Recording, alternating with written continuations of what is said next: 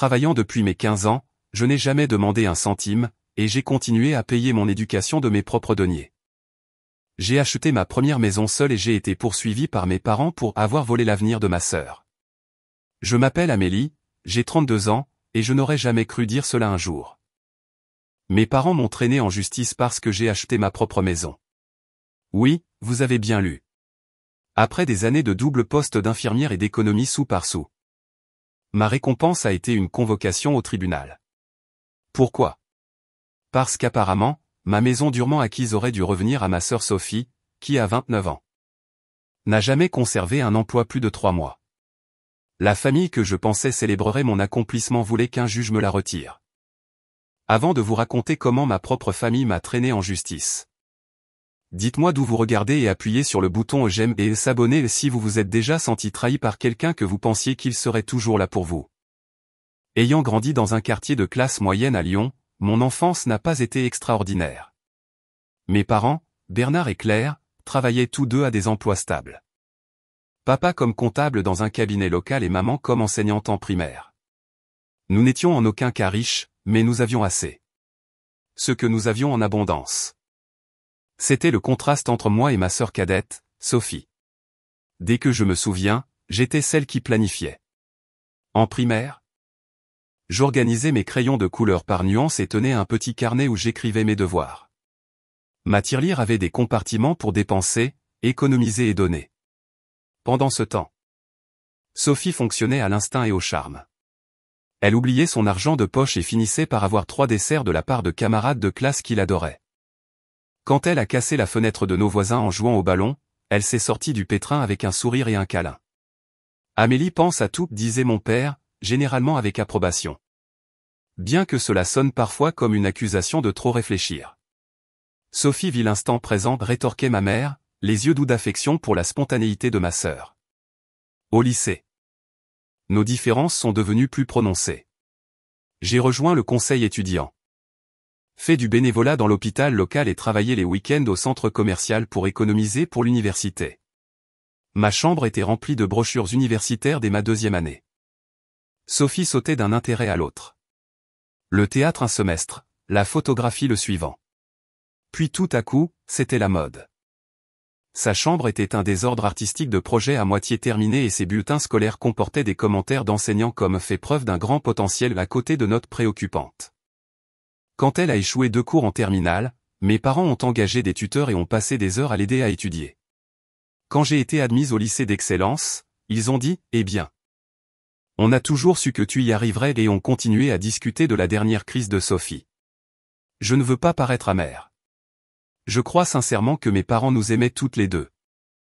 Mais en y repensant, je vois bien qu'ils partaient du principe que je me débrouillerais toujours. Alors que Sophie avait besoin de leur attention et de leur soutien constant. L'université a suivi le même schéma. J'ai obtenu des bourses partielles, mais j'avais toujours besoin de prêts, que j'ai acceptés comme ma responsabilité. J'ai choisi un diplôme d'infirmière. Sachant que le domaine de la santé offrait de la stabilité. Sophie a fréquenté une école d'art coûteuse pendant un semestre avant de l'abandonner pour se retrouver. Elle a ensuite essayé le collège universitaire, l'école de coiffure et une certification en organisation d'événements, dont aucun qu'elle n'ait achevé. Tout au long de ma vingtaine. J'ai travaillé de longues heures à l'hôpital général de Lyon. J'ai commencé aux urgences, un travail exigeant qui demandait de la rapidité d'esprit et une résilience émotionnelle. De nombreuses nuits. Je rentrais chez moi physiquement et émotionnellement épuisé, ayant tenu la main de quelqu'un qui rendait son dernier souffle ou ayant aidé à sauver une vie par une action rapide. J'ai obtenu des promotions grâce à un travail dévoué, devenant finalement infirmière responsable à 28 ans. Toutes ces années. J'ai vécu dans un petit appartement d'une chambre avec des meubles que j'avais trouvés d'occasion. Je préparais mes déjeuners. Limitais mes achats aux nécessités et suivais chaque euro dans une application de budgétisation.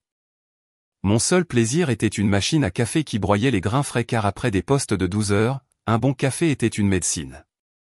Pendant ce temps, Sophie vivait dans le sous-sol de mes parents, sans payer de loyer, entre ses diverses tentatives de carrière et de relations. Elle s'enthousiasmait pour un nouveau travail. Vendeuse dans une boutique, réceptionniste dans un salon, assistante d'une organisatrice de mariage. pour ne démissionner que quelques semaines plus tard parce que son patron n'appréciait pas sa créativité ou que ses collègues étaient trop négatifs. Mes parents la réconfortaient. Lui assuraient qu'elle était juste trop spéciale pour les emplois ordinaires, et couvraient son assurance automobile, sa facture de téléphone et son argent de poche. Lorsque j'ai finalement remboursé mes prêts étudiants à 30 ans, je me suis permis de rêver à la propriété. J'ai fait des recherches sur les quartiers, les taxes foncières et l'assurance habitation. J'ai assisté à des ateliers pour futurs propriétaires au centre communautaire. J'ai créé des feuilles de calcul comparant les taux hypothécaires et les frais de clôture. Après près d'un an de recherche, je l'ai trouvée, une modeste maison de style art déco avec 3 chambres, un petit jardin et un érable devant. Rien d'extravagant. Juste une maison solide dans un quartier sûr avec de bonnes écoles à proximité. Pensant à une future famille, peut-être. Les propriétaires précédents l'avaient bien entretenue.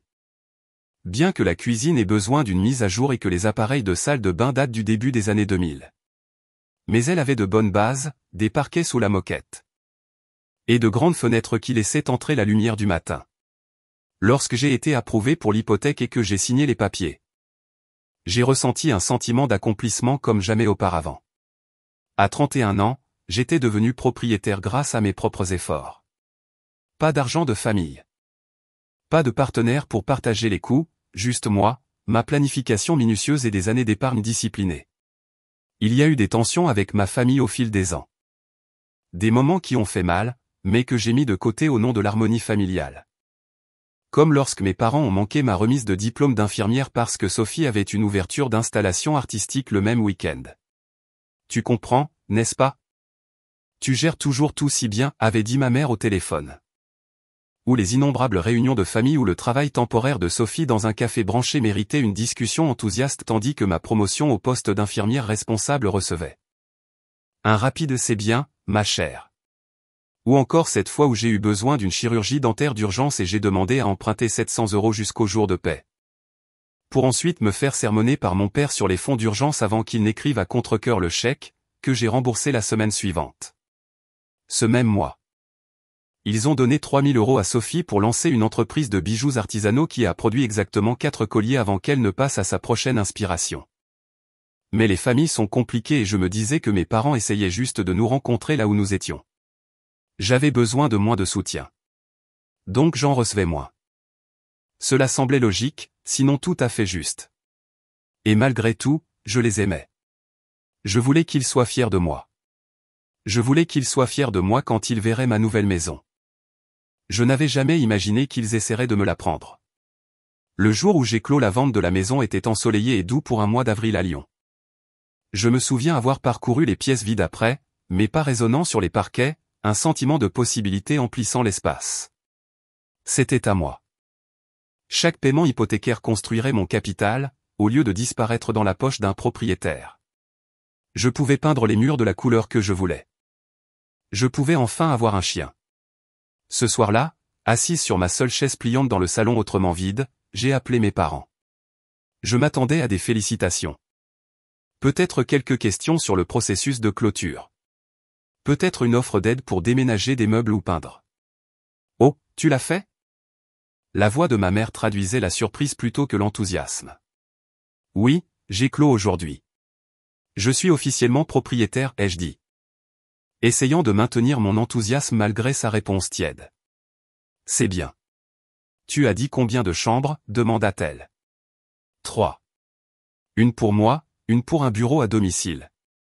Et une chambre d'amis, ai-je expliqué. C'est beaucoup d'espace pour toi toute seule. Il y avait quelque chose d'étrange dans son ton. Mon père a pris le téléphone ensuite. L'emplacement est bon?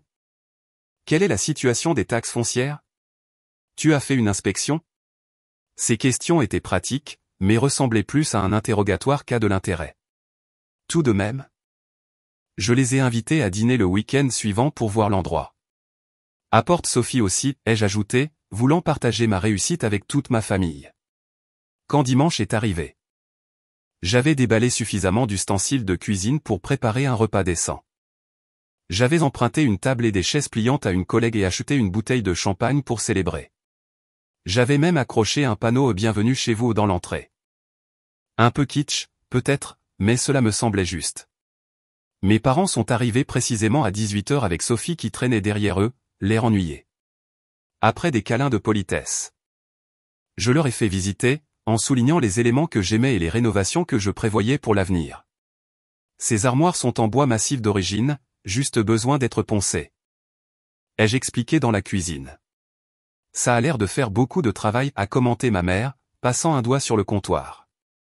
Le jardin est plus grand que je ne le pensais, a noté mon père. Jetant un coup d'œil par la porte coulissante. L'entretien prendra du temps. Sophie errait d'une pièce à l'autre avec une expression étrange. Alors, tu as 3 chambres pour toi toute seule? Ça doit être bien, a-t-elle dit, sa voix chargée de quelque chose entre l'envie et le dédain. Tandis que nous nous asseyions pour manger. J'ai essayé de diriger la conversation vers des sujets positifs, en posant des questions sur les projets de jardinage de mes parents pour le printemps et le dernier centre d'intérêt de Sophie. Apparemment, elle envisageait de devenir une influenceuse sur les réseaux sociaux. À mi-chemin du dîner, mon père s'est éclairci la gorge. Amélie. Nous devons discuter de quelque chose concernant l'achat de cette maison. Le sérieux dans sa voix m'a fait lâcher ma fourchette. De quoi s'agit-il? Eh bien, il a jeté un coup d'œil à ma mère, qui a légèrement hoché la tête. Ta mère et moi sommes préoccupés par le moment et, franchement, par l'égoïsme de cette décision. J'ai failli m'étouffer avec mon eau. Égoïsme? Comment acheter ma propre maison est-il égoïste? Ma mère a tendu la main pour tapoter la mienne. Chérie, nous avions toujours supposé que puisque tu es si douée avec l'argent et la planification, tu aiderais à sécuriser l'avenir de Sophie. Elle n'est pas aussi équipée pour les questions financières que toi. Sophie a hoché la tête vigoureusement. Tu sais, j'essaie toujours de trouver ma voie. Que dites-vous exactement, ai-je demandé, bien qu'un sentiment de malaise dans mon estomac me dise que je le savais déjà. Nous pensions que quand tu serais prête à acheter une propriété, tu nous consulterais, a continué mon père.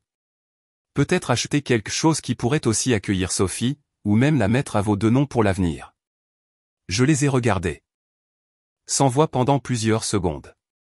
Vous vous attendiez à ce que j'achète une maison pour Sophie avec mon argent, pour mon travail. Pas exactement pour elle, a qualifié ma mère. Mais avec elle en tête. La famille s'occupe de la famille.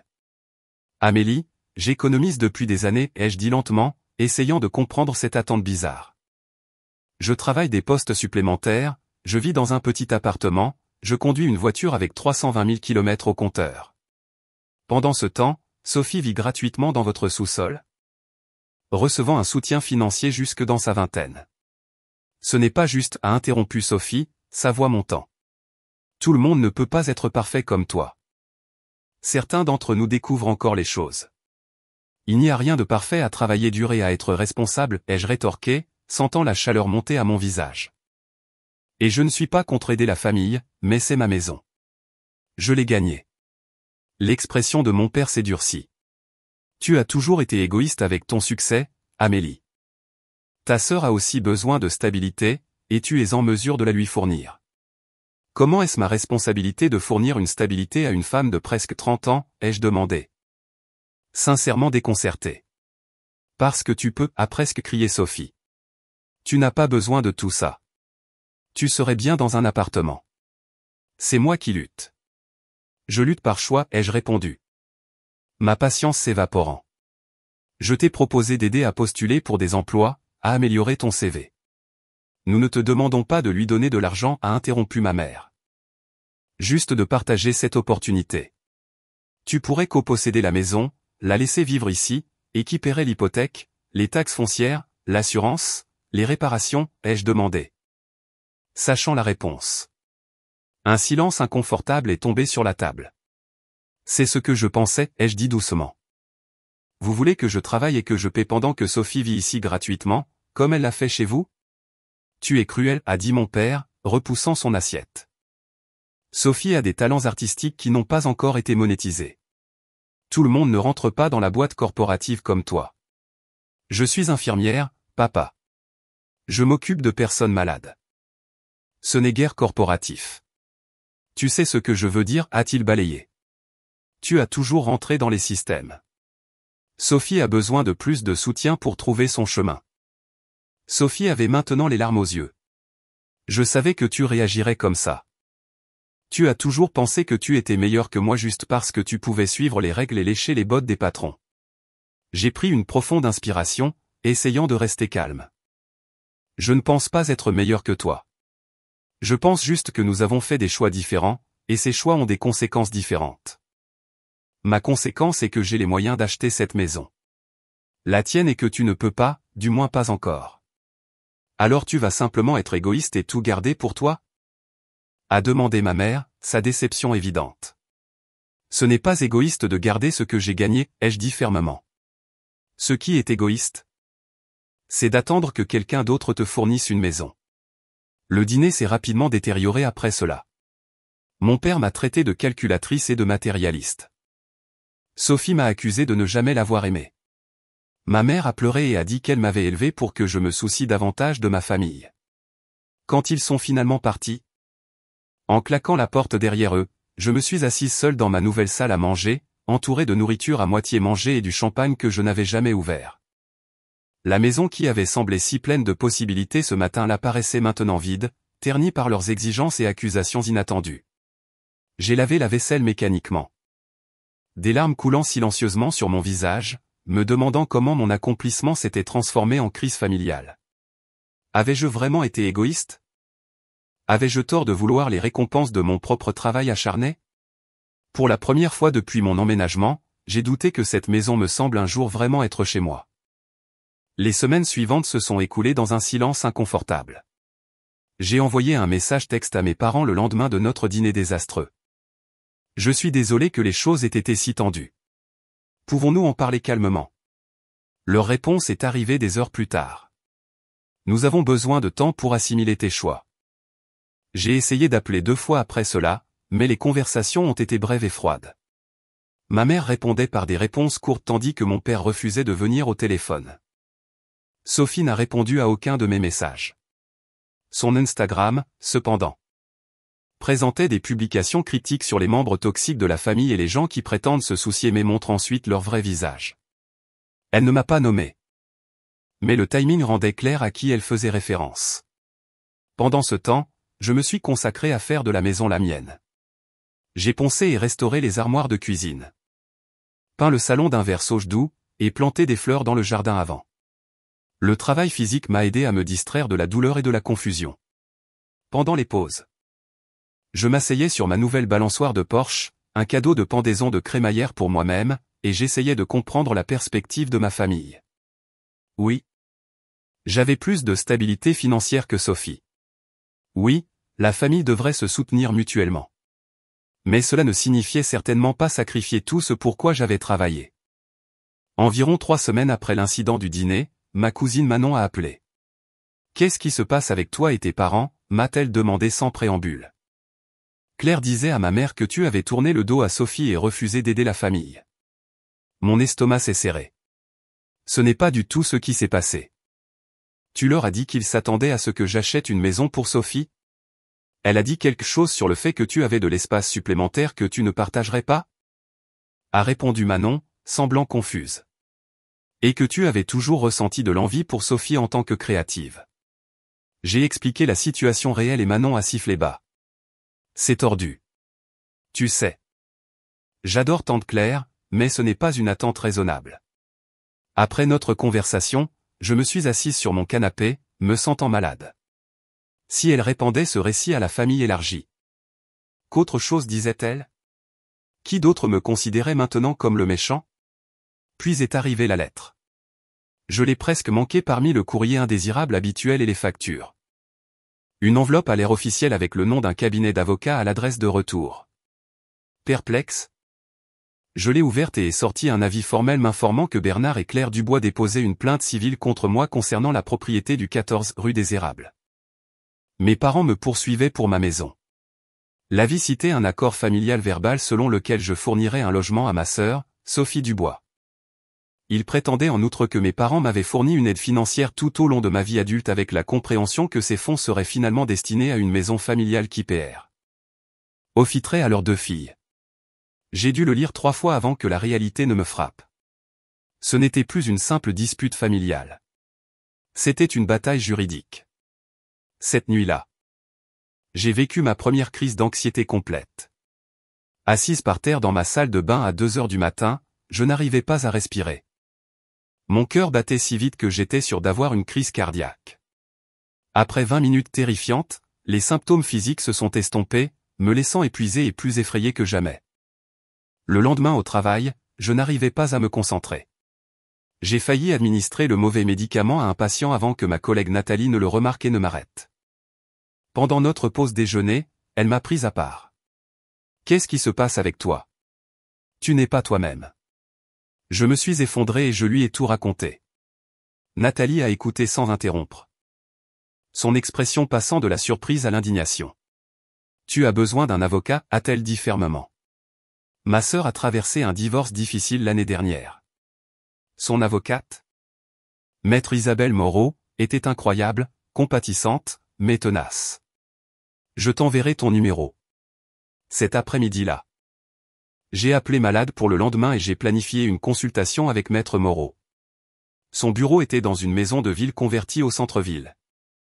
Chaleureuse et professionnelle sans être intimidante. Maître Moreau elle-même était une femme d'une 50aine d'années avec des yeux vifs et une attitude sans équivoque qui m'a immédiatement mise à l'aise. J'ai expliqué la situation, lui montrant l'avis juridique et les messages textes entre ma famille et moi. « Soyons honnêtes avec vous » a dit Maître Moreau après avoir examiné le tout. Ce cas est juridiquement sans fondement. Les accords verbaux sur la propriété ont généralement besoin d'une forme de documentation pour être exécutoires, et les cadeaux sont présumés être des cadeaux. Sauf indication contraire explicite au moment de leur remise. Cependant, a-t-elle ajouté en levant un doigt, cela ne signifie pas que vous pouvez ignorer cela. Ils ont engagé des poursuites judiciaires et vous devez y répondre de manière appropriée. Alors, que se passe-t-il ensuite, ai-je demandé, me sentant légèrement soulagée, mais toujours anxieuse. Ils ont déposé une plainte. Nous déposerons une réponse niant leurs allégations. Il y aura probablement une phase de découverte où les deux parties partageront des preuves. Puis éventuellement une médiation, et si cela échoue, une audience au tribunal, a-t-elle nommé son tarif horaire, ce qui m'a fait grimacer malgré l'anticipation du coût. C'est beaucoup en plus d'une nouvelle hypothèque, ai-je admis. Maître Moreau a hoché la tête avec sympathie.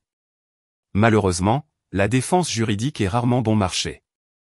La bonne nouvelle est que si leurs allégations sont aussi infondées qu'elles le semblent, nous pourrions demander au tribunal de leur faire payer vos frais juridiques. Je suis sorti de son bureau avec un mélange d'émotions, soulagé d'avoir des conseils professionnels, en colère que ma famille m'ait mise dans cette situation. Et profondément triste que notre relation se soit détériorée à ce point. Cette nuit-là, j'ai à peine dormi, revivant des souvenirs de mon enfance à l'âge adulte.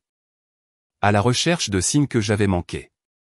Mes parents m'avaient-ils toujours considéré comme une simple future pourvoyeuse de Sophie?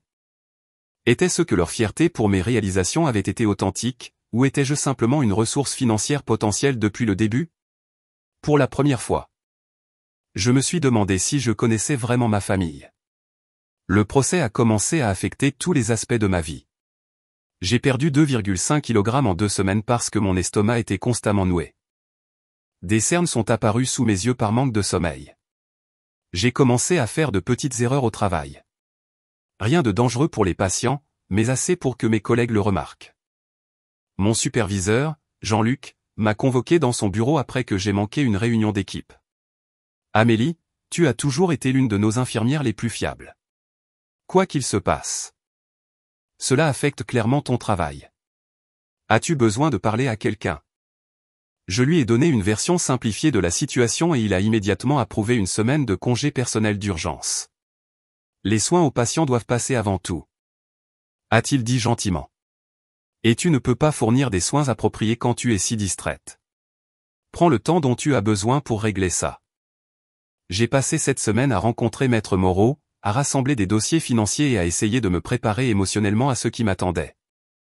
Le processus de découverte a révélé des détails qui ressemblaient à des trahisons fraîches avec chaque nouveau document. Des messages textes entre mes parents et Sophie obtenus grâce au processus de découverte juridique montraient qu'ils planifiaient cela depuis des mois. Dans un échange de février, ma mère a écrit. Amélie a mentionné qu'elle cherchait une maison. Nous devons discuter de l'avenir de Sophie avant qu'elle ne prenne de décision. Mon père a répondu, d'accord. Amélie a toujours compris sa responsabilité envers la famille. Nous devons juste lui rappeler sa responsabilité. Le mot m'a brûlé l'esprit. Pas l'amour, pas la connexion, la responsabilité. Encore plus révélateur était un message texte de Sophie à mes parents après que j'ai annoncé avoir trouvé la maison. Lui as-tu déjà parlé de moi vivant là-bas? Elle doit comprendre que c'est l'attente. L'attente. Comme si ma décennie de travail acharné et d'épargne avait servi au bénéfice de quelqu'un d'autre. Mes dossiers financiers montraient clairement que tout argent que mes parents m'avaient jamais donné, cadeau d'anniversaire, aide occasionnelle pour les réparations de voitures. Le prêt d'urgence dentaire avait été explicitement donné comme cadeau, ou dans le cas du prêt, rapidement remboursé. Il n'y avait aucune preuve d'un accord selon lequel ces fonds étaient destinés à une future maison familiale. Le plus troublant était ce que nous avons découvert sur la situation actuelle de Sophie. Grâce à diverses procédures judiciaires et vérifications d'antécédents, Maître Moreau a découvert que Sophie avait accumulé des dettes de jeu importantes au cours de la dernière année. Apparemment, sa dernière passion était le poker en ligne. Elle avait utilisé 3 cartes de crédit au maximum et faisait face à une potentielle expulsion d'un appartement que je ne savais même pas qu'elle avait loué. La chronologie suggérait que cette crise financière était la motivation probable derrière l'urgence soudaine de sécuriser son logement par mon intermédiaire. Ils utilisent le système juridique pour résoudre les problèmes que Sophie s'est créés, a dit Maître Moreau lors d'une de nos réunions de préparation. Malheureusement, cela arrive plus souvent que vous ne le pensez. Les litiges financiers familiaux peuvent faire ressortir le pire chez les gens. La première comparution au tribunal était pour une audience préliminaire. Entrer dans la salle d'audience et voir ma famille de l'autre côté me semblait surréaliste. Mes parents étaient assis rigides, évitant mon regard. Sophie, habillée plus formellement que je ne l'avais jamais vue, me lançait des regards condescendants tout en murmurant à leur avocat. Un homme à l'air chic en costume cher. Le juge Madame Dubois, une femme d'une 60aine d'années aux cheveux argentés et aux lunettes de lecture perchées sur son nez. A examiné les premières déclarations avec un scepticisme évident. Monsieur Martin s'est-elle adressée à l'avocat de mes parents. Votre plainte allègue un accord verbal concernant la copropriété d'un bien, mais ne fournit aucune documentation de cet accord. Pouvez-vous préciser la nature de cet arrangement présumé? Monsieur Martin s'est lancé dans un discours fleuri sur les ententes familiales et les accords implicites au sein de la structure familiale des Dubois. Affirmant qu'en tant que fille la plus prospère financièrement, j'avais toujours été censé subvenir aux besoins de ma sœur, artiste talentueuse mais financièrement vulnérable. Le juge Dubois ne semblait pas impressionné. Et ces contributions financières que vous prétendez avoir été faites pour une future propriété partagée. Avez-vous des registres indiquant qu'il s'agissait de prêts plutôt que de cadeaux? Votre honneur, dans les situations familiales. La documentation formelle de prêt est souvent ignorée au profit d'une compréhension mutuelle, a-t-il répondu avec assurance. Le juge l'a regardé par-dessus ses lunettes. Monsieur Martin. Ce tribunal traite des preuves, pas des suppositions de compréhension mutuelle. Néanmoins, a-t-elle poursuivi, étant donné la nature familiale de ce litige. J'ordonne une médiation obligatoire avant que nous n'allions plus loin. Les deux parties assisteront à la médiation avec le médiateur judiciaire Monsieur Dubois dans les 30 jours. Maître Moreau m'avait préparé à cette éventualité. La médiation est standard dans les conflits familiaux, m'avait-elle expliqué. Le tribunal préfère que les familles règlent les choses sans procès lorsque c'est possible. La séance de médiation a été prévue pour la semaine suivante au palais de justice du comté. Le médiateur, Monsieur Durand, était un ancien juge aux affaires familiales avec un comportement calme et digne d'un grand-père. Il a commencé par expliquer que la médiation était confidentielle et que son rôle n'était pas de décider qui avait raison, mais de nous aider à parvenir à une résolution mutuellement acceptable. Maintenant, a-t-il dit, regardant entre moi et mes parents, essayons de trouver un terrain d'entente. Que considérerait chaque partie comme un résultat satisfaisant? Mon père a parlé le premier. Nous croyons qu'Amélie devrait soit transférer la propriété de la maison pour y inclure le nom de Sophie, soit la vendre et utiliser le produit pour acheter 2 propriétés plus petites. Une pour chaque fille. Je l'ai regardé, incrédule. J'ai la maison depuis moins de 2 mois. La vendre signifierait perdre de l'argent sur les frais de clôture et les commissions. Et j'ai déjà commencé les rénovations. Le médiateur a hoché la tête. Mademoiselle Amélie, quelle serait votre résolution raisonnable? J'ai pris une profonde inspiration. J'ai travaillé des années pour acheter cette maison. Je ne crois pas avoir l'obligation de la céder. Cependant, Je serais prête à aider Sophie avec le premier et le dernier mois de loyer d'un appartement pour lui donner un nouveau départ. C'était plus que ce que je pensais qu'elle méritait après ce procès. Mais j'espérais toujours un chemin vers la réconciliation familiale. C'est insultant, a interrompu Sophie avant que le médiateur ne puisse répondre. Le premier et le dernier mois de loyer. Je mérite la sécurité, pas une aide temporaire. Tu mérites ce pourquoi tu travailles, ai-je répondu, ma colère montant malgré mes meilleures intentions de rester calme. Comme tout le monde dans le monde. Mesdames, s'il vous plaît, a dit Monsieur Durand, levant les mains. Restons productifs. Il n'y a rien de productif dans l'égoïsme de ma sœur, a lancé Sophie. Se levant. Elle a toujours pensé qu'elle était meilleure que moi parce qu'elle pouvait suivre les règles et entrer dans des cases. Certains d'entre nous sont différents. Certains d'entre nous ont des dons que le monde ne valorise pas monétairement. Et certains d'entre nous doivent payer leurs propres factures tout en découvrant leurs dons, ai-je rétorqué. Le visage de Sophie s'est déformé. Tu sais quoi? Garde ta précieuse maison. Je ne veux rien de toi de toute façon. Elle est sortie en trombe, claquant la porte derrière elle. Mes parents ont échangé des regards avant que ma mère ne dise calmement, je pense que nous devons nous réunir une autre fois. Le médiateur a soupiré. Je noterai dans mon rapport que la médiation a été tentée mais infructueuse. L'affaire sera probablement renvoyée à une audience formelle. En quittant le palais de justice. J'ai vu Sophie dans le parking fumant une cigarette et parlant avec animation au téléphone. Nos yeux se sont brièvement croisés avant qu'elle ne détourne le regard. Mais pas avant que je n'aperçoive le regard déterminé sur son visage. Ce n'était pas fini. En fait, ça allait être bien pire. Le jour de l'audience est arrivé avec un sentiment de finalité. Soit ma famille réussirait à prendre ce pourquoi j'avais travaillé, soit elle échouerait. Mais quoi qu'il arrive, notre relation ne serait plus jamais la même. La salle d'audience était presque vide. À l'exception de quelques assistants juridiques et d'un couple attendant que leur propre affaire soit appelée. Maître Moreau et moi nous sommes assises à une table tandis que mes parents. Sophie et Maître Martin occupaient l'autre. La distance physique entre nous, juste quelques pieds de parquet poli, semblait symbolique du gouffre émotionnel qui s'était ouvert. Le juge Dubois est entré et nous nous sommes tous levés. Après les formalités, elle a demandé à l'avocat de mes parents de présenter leur affaire en premier. Monsieur Martin s'est approché du banc avec une confiance habituelle. Votre honneur, il s'agit d'une affaire d'obligation familiale et de promesses faites. Bernard et Claire Dubois ont élevé deux filles aux forces très différentes. Amélie, l'aînée, a été baignée avec des compétences organisationnelles et un sens financier.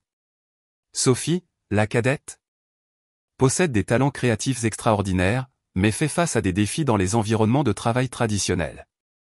J'ai lutté contre l'envie de lever les yeux au ciel, alors qu'il continuait.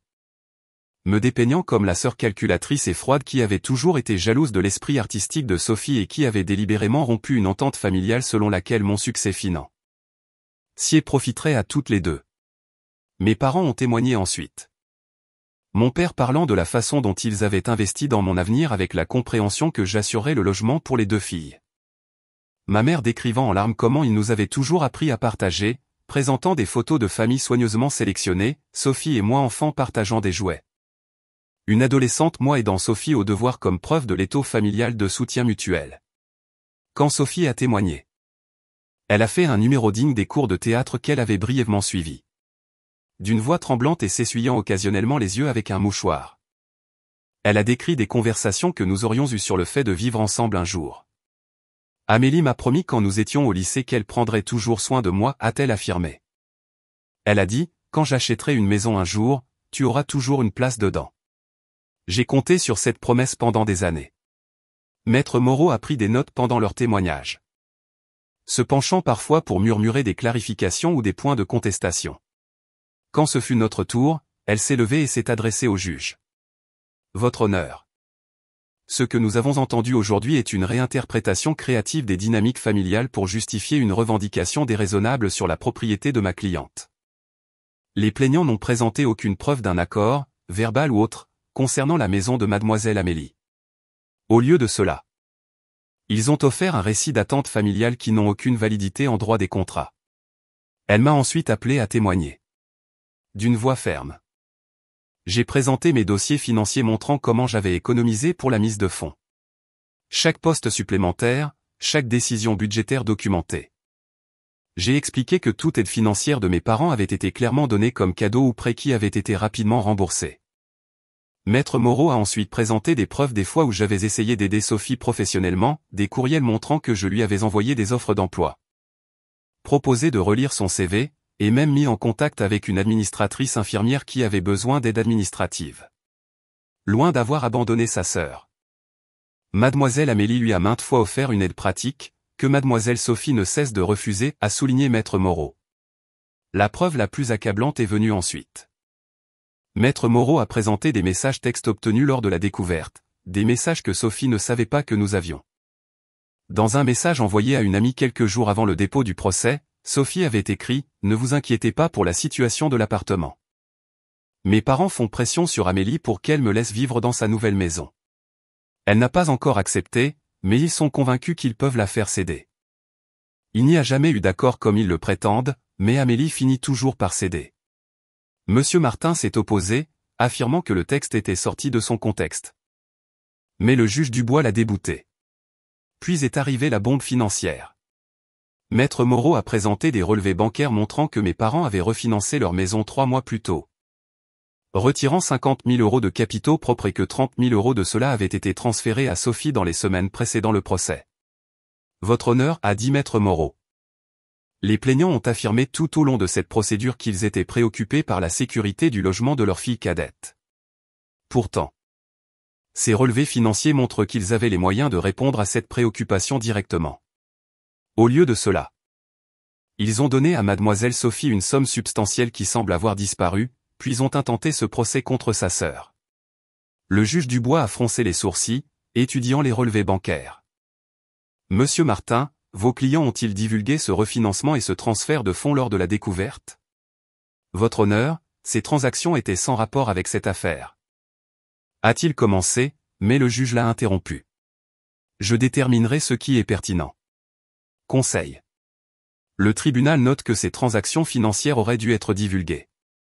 Sophie, qui murmurait urgemment à mes parents, s'est soudainement levée. Ce n'était pas leur faute, a-t-elle bégayé. J'avais besoin de l'argent pour des dettes. Et ensuite j'avais encore besoin d'un endroit où vivre. C'est moi qui les ai convaincus qu'Amélie pouvait partager sa maison.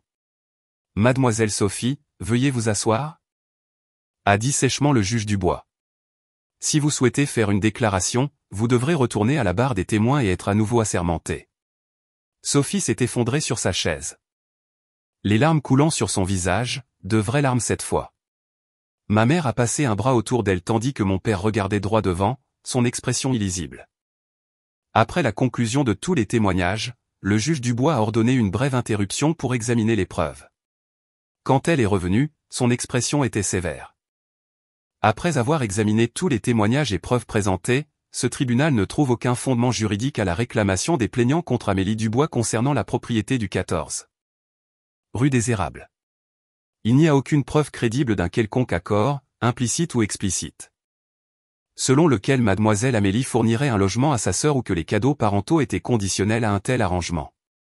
Un soulagement m'a envahi alors qu'elle continuait. De plus, le tribunal est troublé par la tentative apparente d'utiliser le système juridique pour faire respecter des attentes familiales déraisonnables. La défenderesse a démontré qu'elle a acheté sa maison par des moyens légitimes en utilisant ses propres revenus et économies. La réclamation des plaignants est rejetée avec préjudice. Elle s'est arrêtée en regardant directement mes parents. De plus, compte tenu des conclusions de ce tribunal concernant le bien-fondé de cette affaire, la demande de la défenderesse en frais juridiques est accordée. Les plaignants rembourseront à la défenderesse les frais juridiques raisonnables engagés pour défendre cette action sans fondement. Sophie a laissé échapper un sanglot et s'est précipitée hors de la salle d'audience. Ma mère avait l'air d'avoir été giflée. Le visage de mon père était devenu pâle. Maître Moreau m'a serré le bras. C'est fini, a-t-elle murmuré. Tu as gagné. Mais en regardant mes parents, qui ne pouvaient pas me regarder dans les yeux, je me demandais exactement ce que j'avais gagné et ce que cela m'avait coûté. Je me suis assise dans ma voiture dans le parking du tribunal pendant près d'1 heure après la fin de l'audience. Incapable de conduire, incapable même d'appeler qui que ce soit pour partager la nouvelle. La victoire semblait creuse. Oui, j'avais gardé ma maison. Oui. Le juge avait vu clair dans les manipulations de ma famille. Mais j'avais perdu quelque chose de précieux dans le processus. La confiance envers les personnes qui étaient censées m'aimer inconditionnellement. Mon téléphone a vibré avec un message de Nathalie. Comment ça s'est passé? Tu as besoin de compagnie ce soir? J'ai répondu d'une main tremblante. J'ai gagné le procès. J'aurais bien besoin d'une amie. Ce soir-là, Nathalie a apporté des plats à emporter et du vin à ma maison. Nous nous sommes assis sur des cartons de déménagement dans mon salon encore peu meublé, et je lui ai tout raconté, la décision du juge, l'éclatement de Sophie.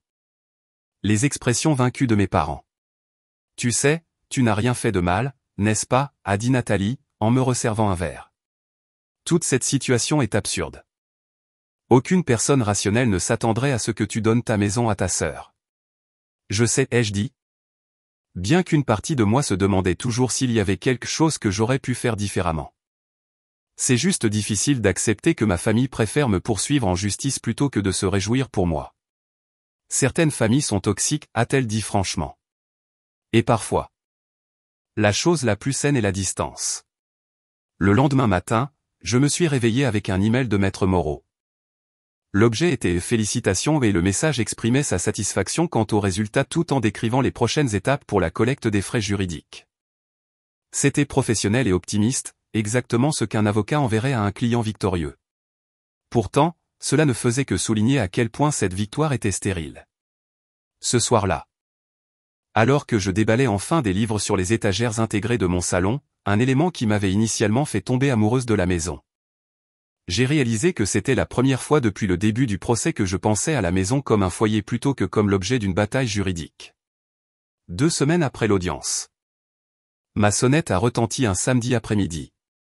Je l'ai ouverte pour trouver mon père sur le porche, ayant l'air plus vieux que je ne me souvenais. Puis-je entrer, a-t-il demandé. Sa voix manquant de sa confiance habituelle. J'ai hésité, puis j'ai reculé pour le laisser entrer. Nous nous sommes assis dans un silence gênant dans mon salon nouvellement meublé avant qu'il ne parle enfin. La maison a l'air bien. Tu as fait du bon travail ici. Merci, ai-je répondu sèchement. Attendant ce qu'il avait vraiment à dire. Il a soupiré lourdement. Amélie, je te dois des excuses. Ce que nous avons fait, te poursuivre en justice, c'était mal. Je le vois maintenant. Tu le vois? Ai-je demandé, incapable de garder le scepticisme hors de ma voix. Ta mère? Et je me suis laissé entraîner par les problèmes de Sophie. Elle est venue nous voir en panique à propos de ses dettes. Parlant de requins et de menaces, et nous avons réagi par peur. Nous lui avons donné l'argent du refinancement, mais ce n'était pas suffisant. Quand elle a appris que tu achetais une maison, a-t-il poursuivi, secouant la tête. Elle nous a convaincus que tu avais la responsabilité d'aider, que c'était la seule solution. Et tu pensais que c'était raisonnable? J'ai demandé que je devrais abandonner ma maison pour ses dettes de jeu. Il a tressailli. Nous ne connaissions pas les jeux de hasard à l'époque. Elle nous a dit que c'était des investissements commerciaux qui avaient mal tourné. Il a baissé les yeux sur ses mains. Mais tu as raison. Même si cela avait été vrai.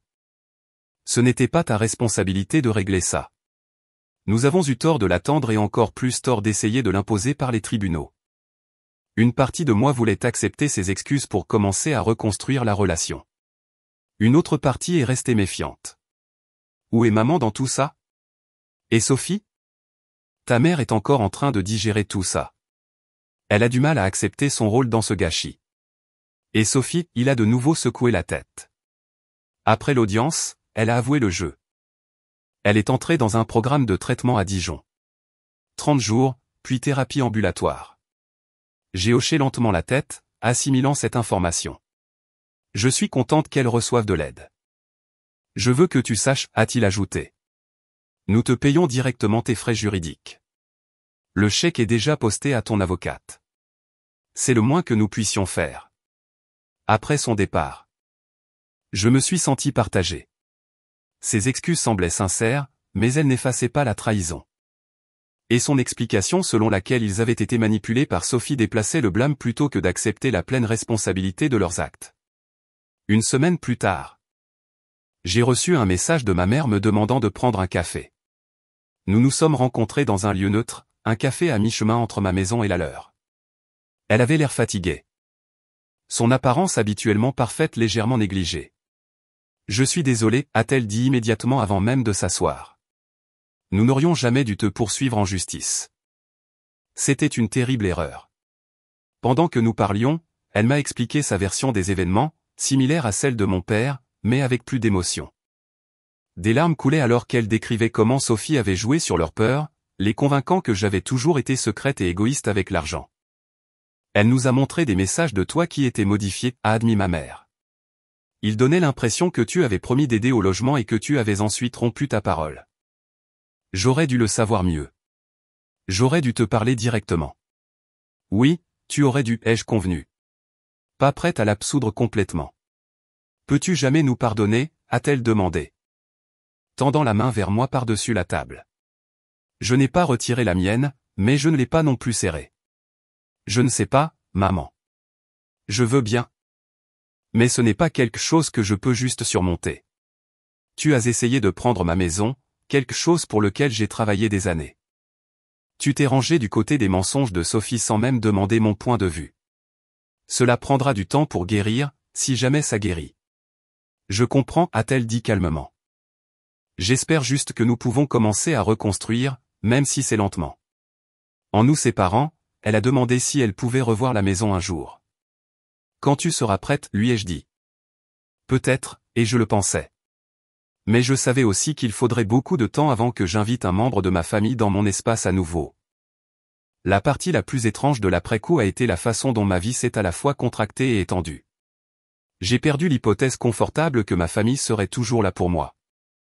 Mais j'ai acquis une appréciation plus profonde pour les amis qui m'ont soutenu tout au long de cette épreuve.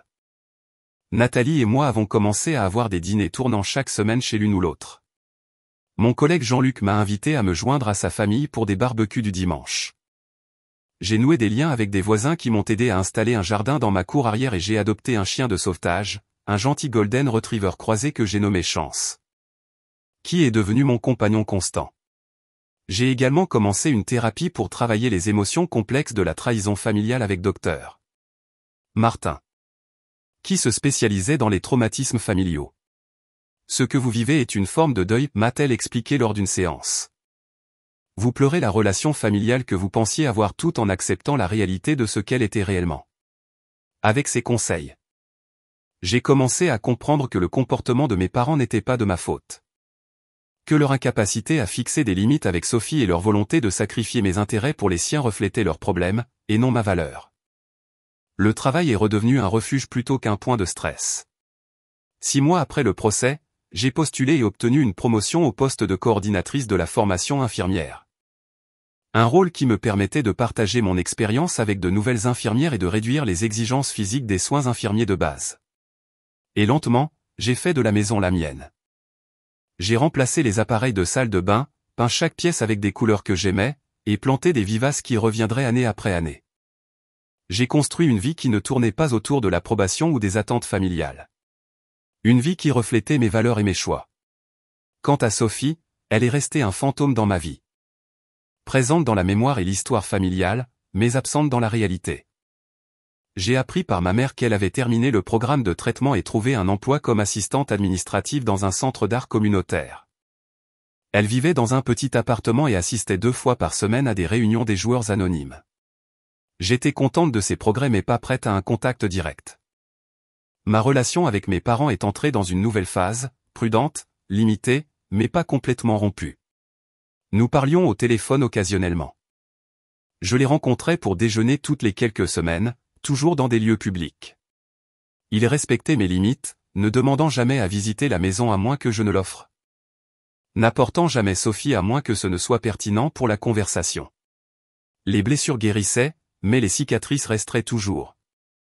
Rappel visible d'une leçon douloureuse sur la famille, les limites et le vrai sens de la maison. 6 mois après le procès, j'ai organisé ma première fête vraie maison. Rien d'extravagant. Juste un rassemblement d'amis du travail, de voisins avec lesquels j'avais tissé des liens étroits, et quelques nouvelles connaissances de mon cours de poterie. Un passe-temps que j'avais commencé comme moyen de soulager le stress pendant le procès. Nous avons fait des grillades dans le jardin, joué à des jeux de société dans le salon. et partager des histoires sur le porche tard dans la soirée. En regardant ces gens qui avaient choisi d'être dans ma vie, qui célébraient mes succès sans ressentiment, j'ai réalisé que je construisais quelque chose de plus précieux qu'une simple maison. Je créais un foyer rempli de connexions authentiques. Lorsque le premier anniversaire de ma propriété est arrivé, j'ai pris un jour de congé de travail et je l'ai passé à réfléchir.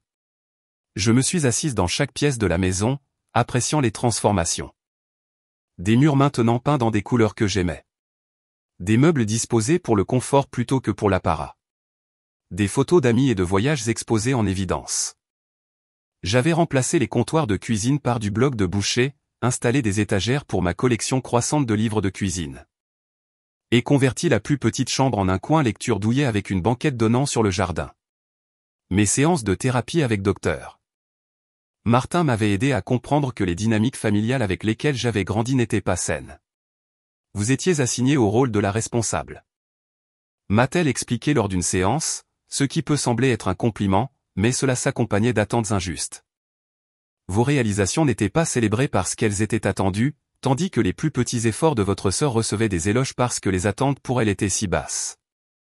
Cette idée m'a aidé à comprendre que le comportement de mes parents pendant le procès n'était pas une trahison soudaine, mais la manifestation extrême de schémas qui existaient depuis mon enfance. Ils avaient toujours donné la priorité aux besoins et aux désirs de Sophie, la considérant comme ayant besoin de protection tout en me considérant comme autonome. L'ironie, a noté Dr. Martin.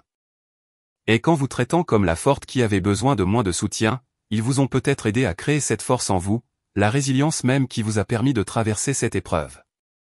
La compréhension n'égalait pas le pardon, mais elle m'a aidé à aller de l'avant. J'ai établi des limites claires avec mes parents.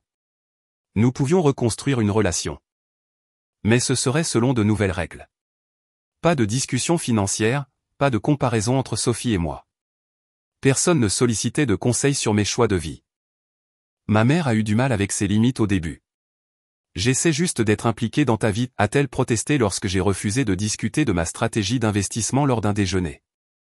Il y a une différence entre être impliqué et outrepasser, ai-je expliqué gentiment mais fermement. Nous pouvons parler de mon travail, de mes amis, de mes loisirs, mais mes finances sont privées. Progressivement, elle s'est adaptée, trouvant de nouvelles façons de se connecter qui respectaient mon autonomie. Mon père s'est étonnamment adapté plus facilement. Tu as gagné le droit de fixer tes propres conditions, a-t-il dit lors d'une de nos conversations. Je ne comprendrai peut-être pas toujours tes limites, mais j'essaierai de les respecter.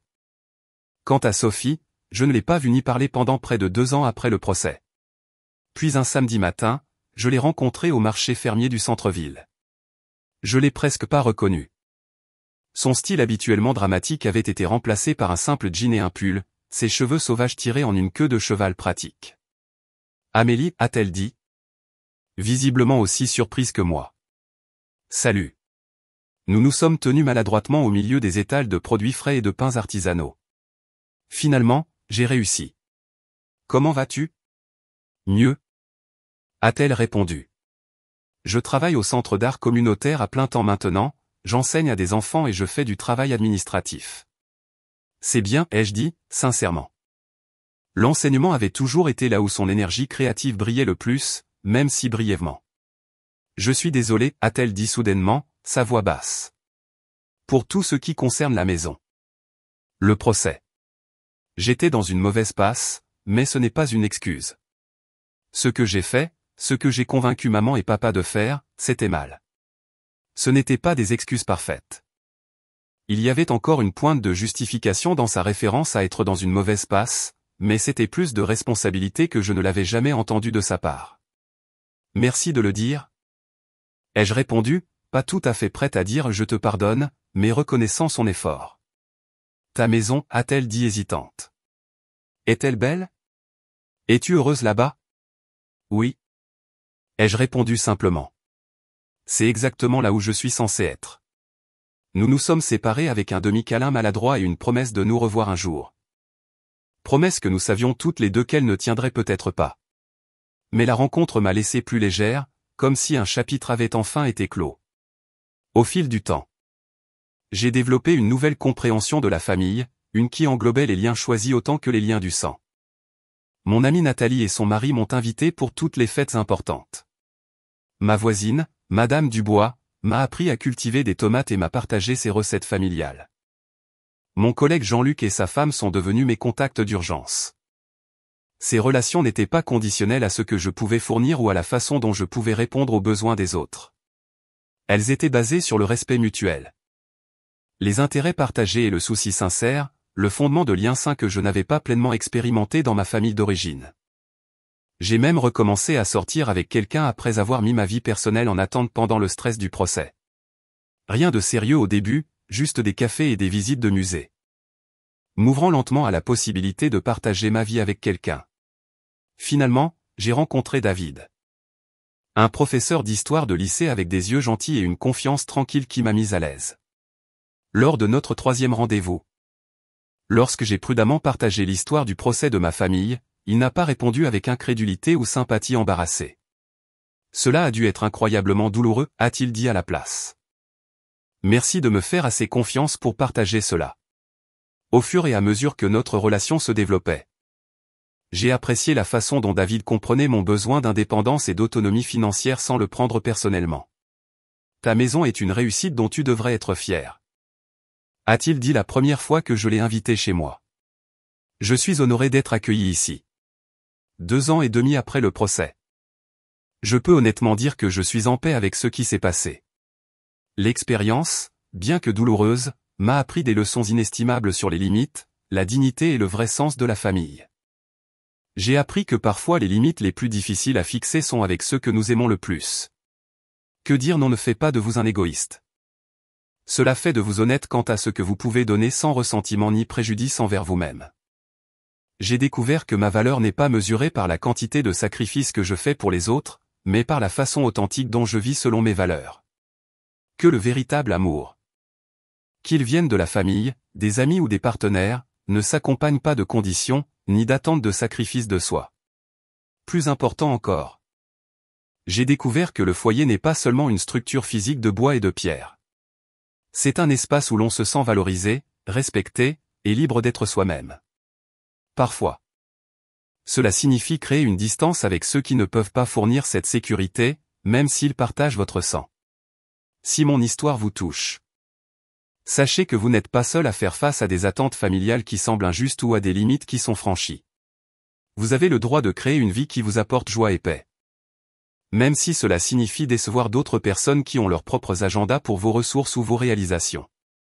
Avez-vous jamais dû vous opposer à des attentes familiales qui semblaient déraisonnables? Ou vous êtes-vous toujours retrouvé à devoir être la personne responsable pendant que d'autres se faisaient secourir? Partagez votre expérience dans les commentaires ci-dessous. Et si cette histoire vous a aidé à vous sentir moins seul dans vos propres luttes familiales? Veuillez appuyer sur ce bouton j'aime et vous abonner pour plus d'histoires sur la navigation dans des relations compliquées et la recherche de votre propre chemin.